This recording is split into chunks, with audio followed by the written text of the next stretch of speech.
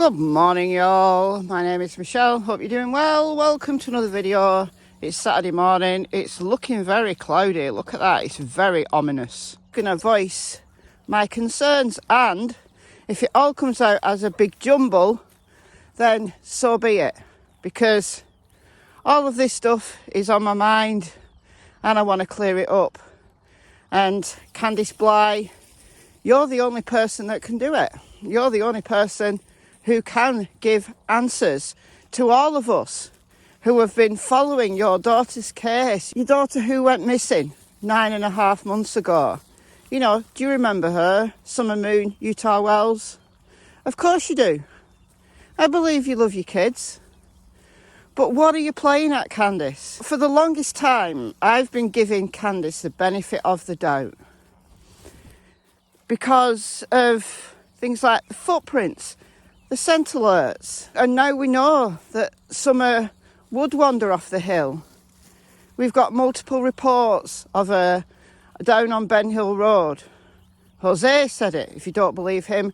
Don Sherfy Sr. said it, if you don't believe him. Hunter said he didn't believe Candice at first when she rang. Ali didn't believe Candice at first when she rang. Because, why? Because she's always losing her kids. So it's very easy to give Candice the benefit of the doubt and say the only thing she's hiding is fear. She concocted a story out of fear for what Don might say about his precious daughter disappearing, his pride and joy disappearing on her watch, on your watch, Candice. And you couldn't tell him the truth because you were asleep or you were drunk or whatever. So you made up a story that she was only missing 2 minutes. The story that has become the script. The story that Don refined because he believed you. But he wanted you to keep your story straight. Now, I speculated the other day that no way would Don cover up for you, Candice, unless there was something in it for him. Today, I want to address the probability that you left the hill twice. You left the hill twice. So, Benny had a rant last night. Candice was in the chat. I didn't see it live because I was asleep. The comments in the chat seem to have disappeared, so I think they were removed by mods. So all I've got to go off is Benny's rant from about 23.5 minutes to the end of this stream. I'll leave it in the description box. If Benny privates it, don't worry, I've got it recorded. But I think Benny's a bit iffy about his content being shared, so I don't want a copyright strike. So I'm just going to play you a few seconds of what Benny ranted. Here it is. You left the hill twice. Now, a lot of people don't like Benny. I don't generally watch Benny. But he's been in connection with the Wells for many months now. He's been normalising DV, in his own words. He's got problems now with Tim Mullen because Tim Mullen is holding that recording of whatever's on Don's phone. The uppers have the phone, whoever the uppers are, but Tim Mullen is holding a copy of what's on that phone. And that's taken Benny into a tailspin. However, the point here is that he says he knows that you left the hill twice, Candice, on the afternoon of June 15th, 2021.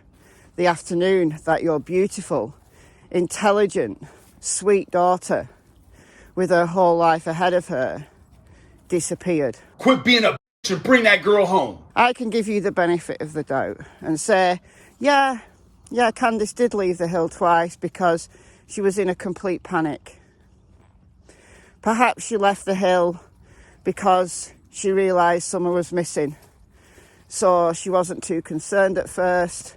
Maybe that was the time between 4:30 and 5 that Benny prompted you a few weeks ago now. He prompted you about this time that you left the hill between 4:30 and 5. We were waiting for Andy to get there.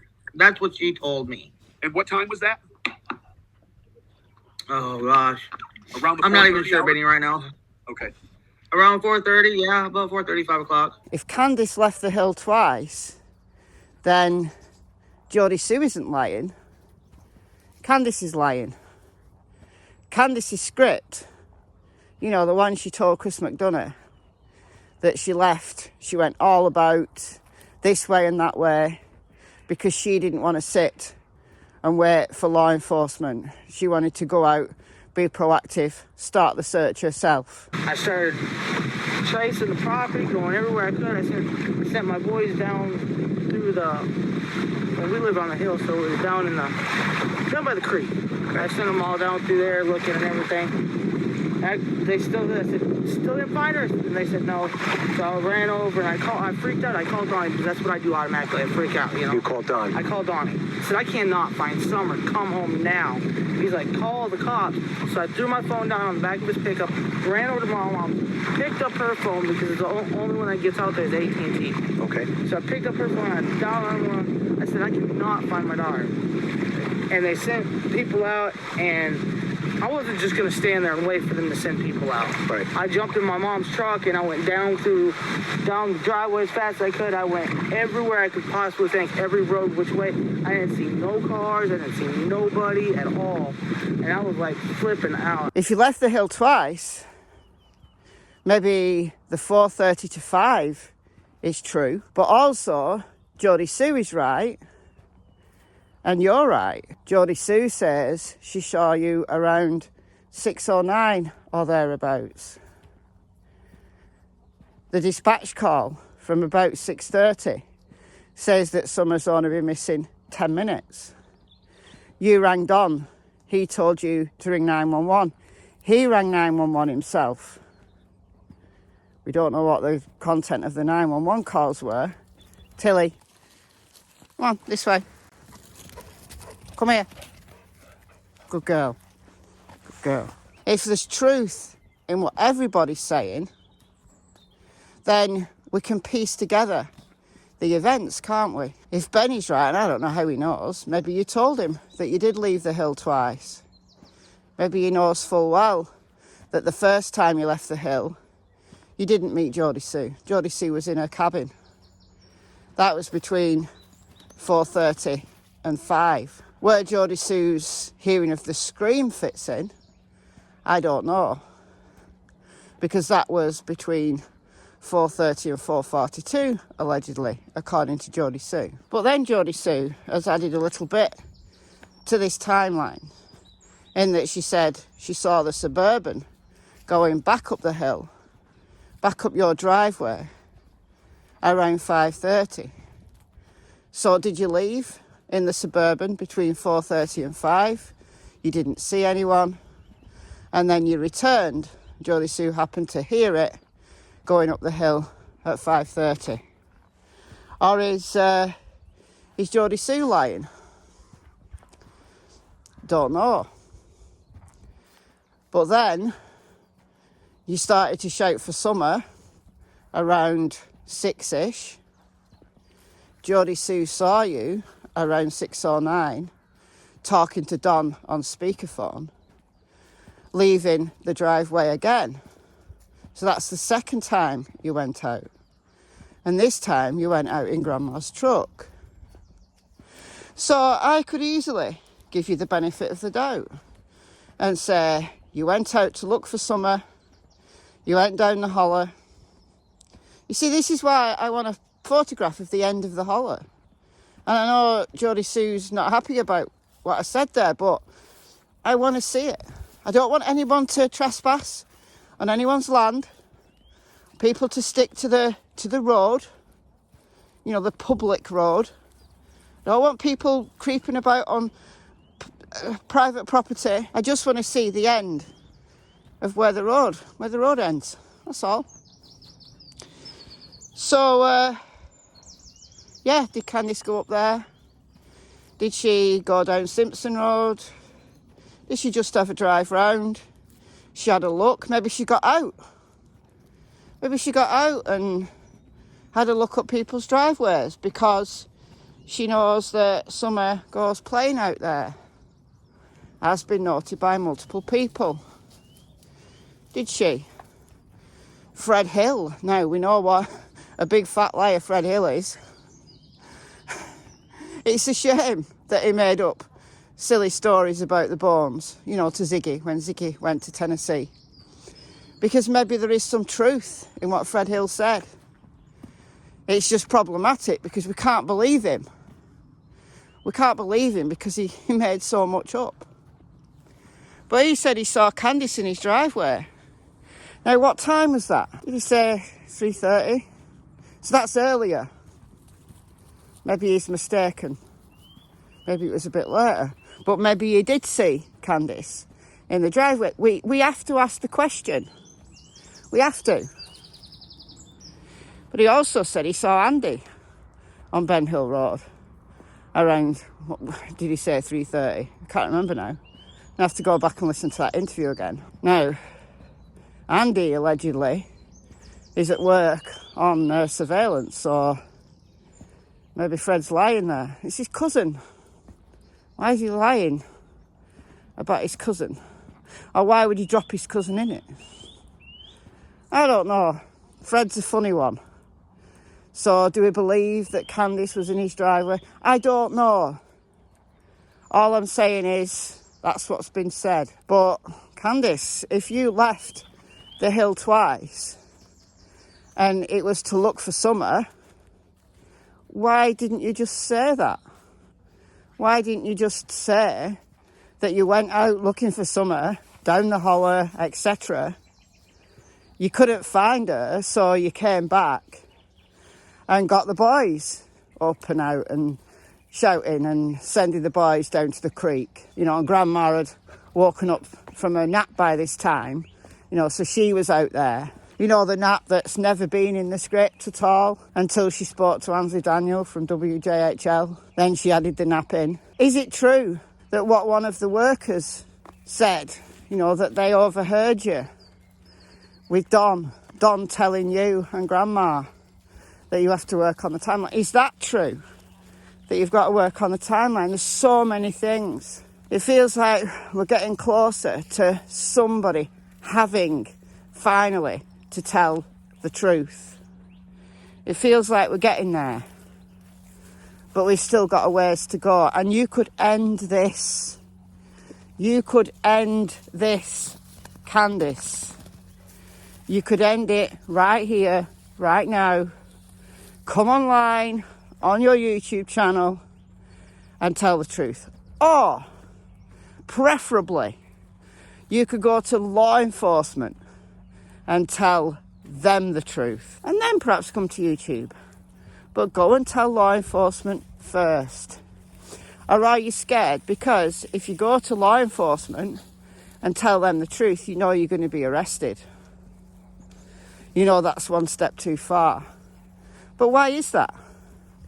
If you were legitimately looking for Summer, you know, she'd been missing 2 minutes and you realised she'd been missing. That was a little bit earlier than you said, but you went out, you came back, you recruited the boys to look, and then you rang Donnie. So instead of telling dispatch that she'd been gone 10 minutes, maybe she'd been gone 2 hours. But that's all. That's the whole sum total of your lie. Just a little white lie, really. Because you did the right thing. You went out and you looked for your daughter as soon as you realised that she wasn't there. Or is there something more sinister? Is me giving you the benefit of the doubt not what really happened? I mean, come on. You could have been gone out hiding a body, couldn't you? Hiding a body in a place that, well, I don't know, because Can't be within that search radius, can it? Because once the searchers arrived on the evening of the 15th of June, all eyes were on you. She couldn't have been hidden out in the open or in a shallow grave, not in the vicinity of home, because the cadaver dogs would have found her, or the heat-seeking technology from the aerial search would have found her. Did you hide it inside someone's property?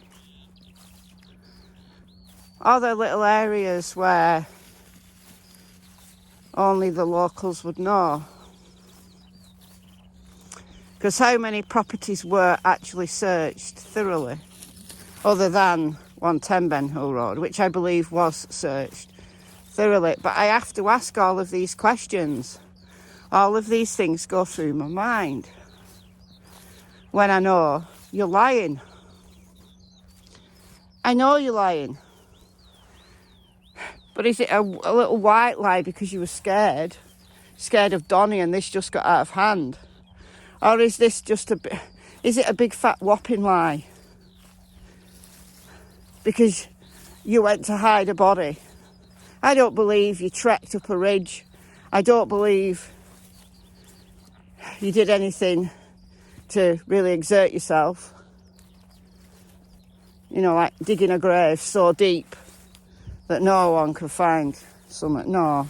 We could talk about caves that are allegedly the back there, round the back of that hollow. We could talk about other places where a body could be hidden. Or, you know, if you left at 4:30 and only came back at 5:30, that's an hour. You could have driven half an hour away and you could get pretty far in half an hour. So that widens the radius of where she could be. You could have even left the state driving half an hour. You could have driven into Virginia in half an hour and then driven back. But would you have had the nous to do that? Would you, you know, on discovering Summer's dead body, instead of calling 911 to try to get her revived, you panicked, but yet you had the foresight to take her half an hour away from home and then come back as if nothing had happened? You see, a dead body in your vehicle for half an hour, if you wrapped her up, is there enough decomp there for the cadaver dogs to hit? No, maybe not. Maybe not. So in these moments when I'm speculating, when it concerns me, when I find it really difficult to give Candice the benefit of the doubt, my mind goes there. It goes there in a lot of people's minds, doesn't it? And I think it's unlikely that Candice had that foresight, had that ability to think that clearly that she'd hide a body outside of a search radius or in a place where it would never be found. Because it would have been difficult to relocate that body. Certainly, you know, in the first 2 weeks when all eyes were on that little place. But then there's another option. What Grandma told a friend. You know, Grandma's truth, so to speak. That Summer wasn't feeling well. And you rang Don. Summer wasn't feeling well. And you wanted to take her to the hospital. But instead, you went to meet Don. You had to ask Don's permission. And you handed her over to Don. And then when Grandma woke up and you came back, did you come back about 5:30? Were you in the Suburban? Why did you take the Suburban? Did you take the Suburban? Is Jodie Sue mistaken or is Jodie Sue lying? But anyway, you took her to Don. So where did you meet him? And did Don have the ability? Don's much more sly Don's much more cunning. I could more readily believe Don would do something like that to save his own skin. And the reason he's covering up now is because he had a part in it. But you didn't leave the hill twice because you were scared of Don. You left the hill twice to cover your ass. And Don did whatever he did with Summer's body to cover his ass. My mind goes there, guys. Is that the true timeline? And Grandma told this friend. And that's why you left the hill twice. You left the hill once to meet Don. And Don disposed of the body. Could be well out of any search radius. But Don has 7 alibis and his good buddy Starlink. But would Don leave in another vehicle? Leave the Subaru at the Meadows subdivision in Jonesboro so that people would think he was still there and he left in another vehicle? Is that what happened? Because then there'd be no GPS, would there? The Subaru would just be sat there the whole afternoon while you went out to meet Candice, Don.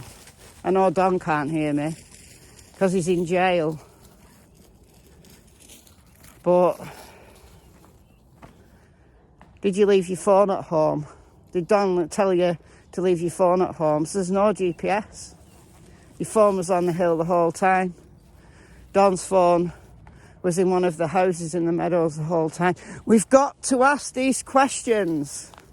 I know a lot of y'all ask these questions. I like to give these people the benefit of the doubt, to go to the simplest explanation. That you were scared, she'd wandered away, you were scared and something happened outside of your control. But then we hear these contradictions. Why did you leave the hill twice?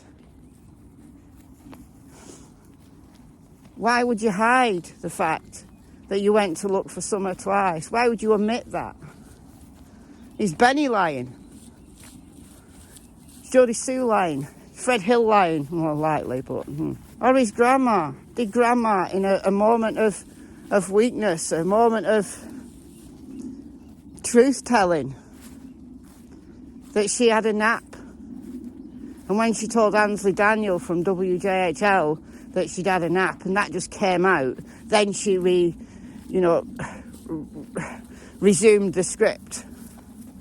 She made a mistake and she resumed the script. But was that planting flowers, Summer going out on a ridge and leaving footprints, did they all happen the day before or 2 days before? And you've used that because it's easy to remember. You've all used that because it's easy to remember. But actually, Candice went out to meet Don and came back without Summer. But then she had to pretend.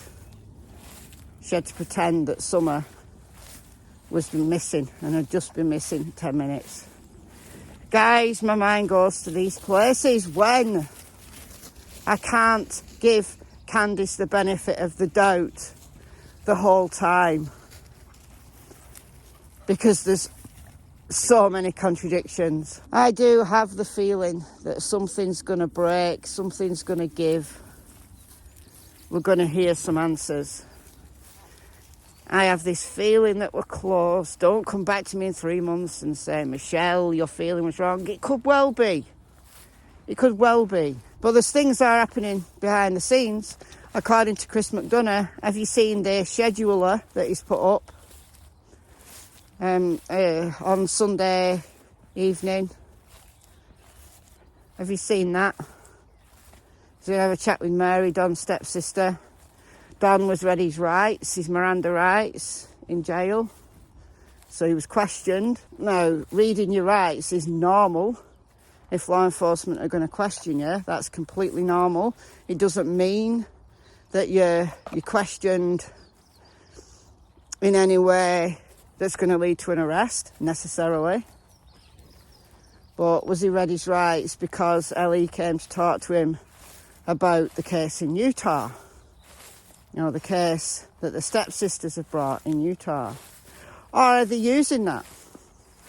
Is LE playing a really, really nice game of strategy?